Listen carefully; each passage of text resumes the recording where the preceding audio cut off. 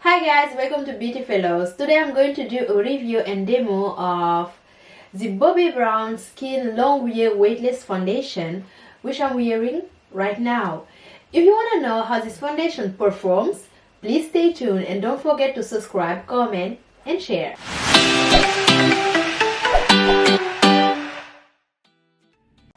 This foundation retails for 42 euros here in France for 30 ml of product, which means that this is a high-end foundation for given the price point, and it comes in this glass bottle with a pump in 31 shade, and my shade is number 10, Espresso.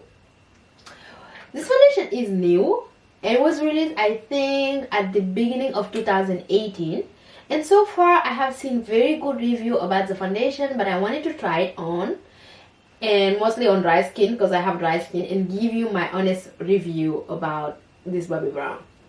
So how to get it? In France you have three options. You have the Sephora option, which is the first one. The Sephora is everywhere, but they only have around 20 shades, and out of these 20 shades they only have 3 or 4 dark shades, which is not a lot. But I'm so tired of repeating myself about Sephora and their lack of dark shades, so I'm just going to stop there. So in Sephora, just know that you only have 20 shades. If you live in Ile-de-France or in Paris, you can go to the Galerie Lafayette or Printemps Haussmann. They have all the shades, and as usual, I guess, that's where I got mine.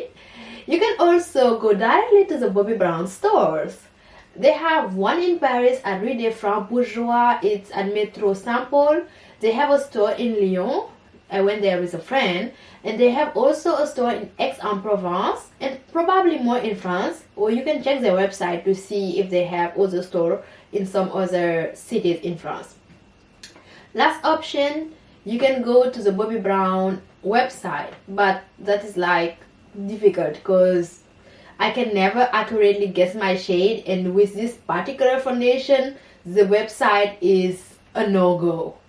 Let me now read some of the claim of this foundation from my computer, from the Bobbi Brown website, and I will just come back to you.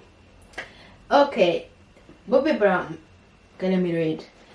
Bobbi Brown is saying that this foundation is a 16-hour wear foundation, full coverage foundation with a natural multi-dimensional matte finish that is comfortable, breathable and weightless. All day wear, tried and tested in extreme heat and humidity.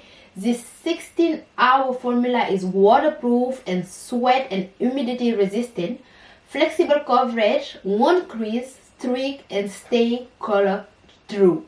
That's funny. For normal to combination skin. I'm now going to insert a clip of me applying the foundation, and I will give you my final thought right after.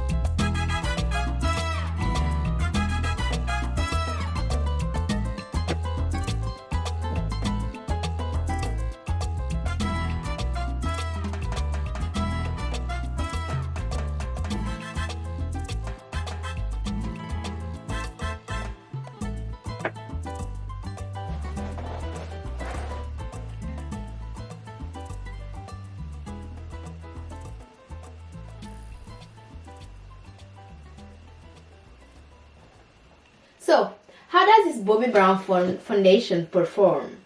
I have used this foundation for a month and I love it. But I recommend that you take many precautions before you buy this foundation. I know this is confusing, but you have to hear me out because I had a lot of struggle with this foundation.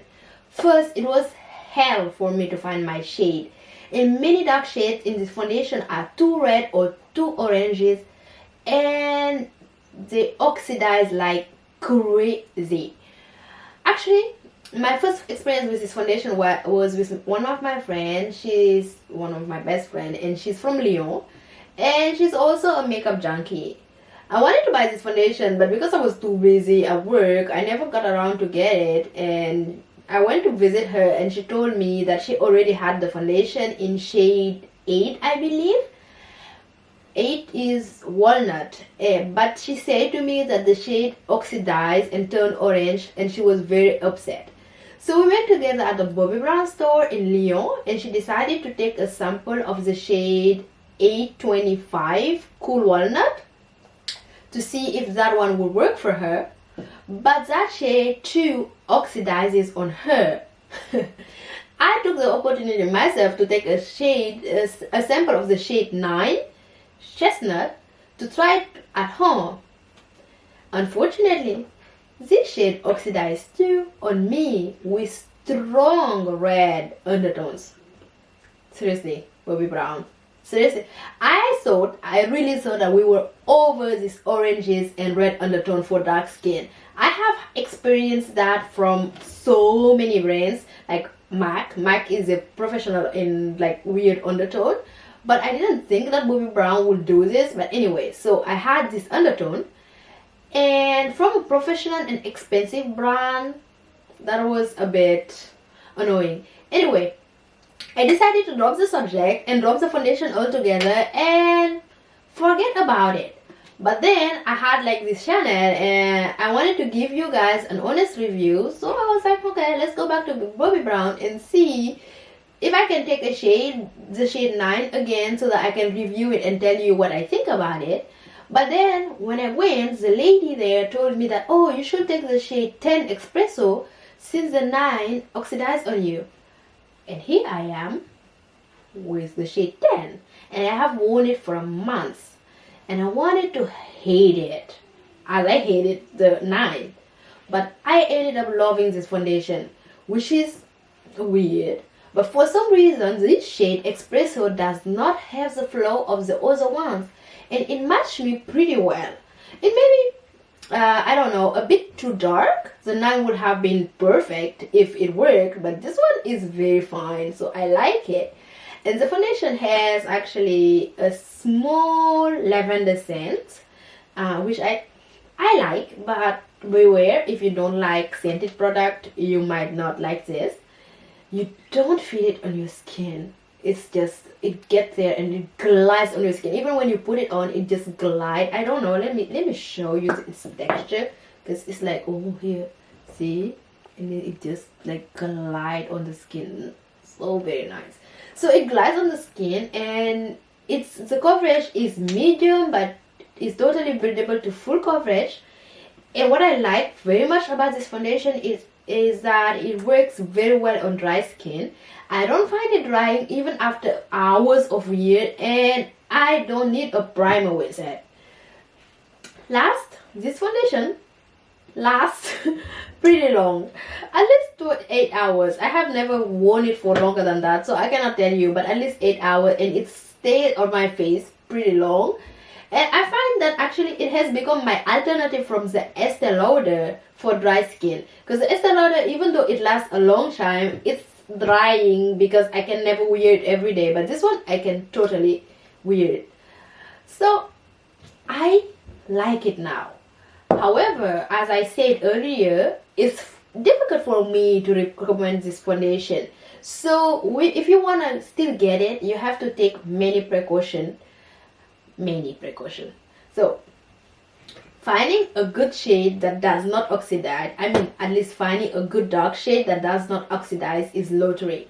And ending up with a foundation that costs 42 euros and you know cannot wear it and cannot return it, that will make you very angry. So first, my advice is to get a sample of the shade you are interested in and try them at home several times. Don't get the shade from the store. Like when you wear it, when you put it on from the store, it looks wonderful and you are like, oh, I like the foundation so much, I'm going to buy it. And then you go home and you look weird, it turns red or it turns orange, and you are going to be mad. So you go to your home, you try this out, and if you find a good match that does not oxidize, then get it. If not, just let it go.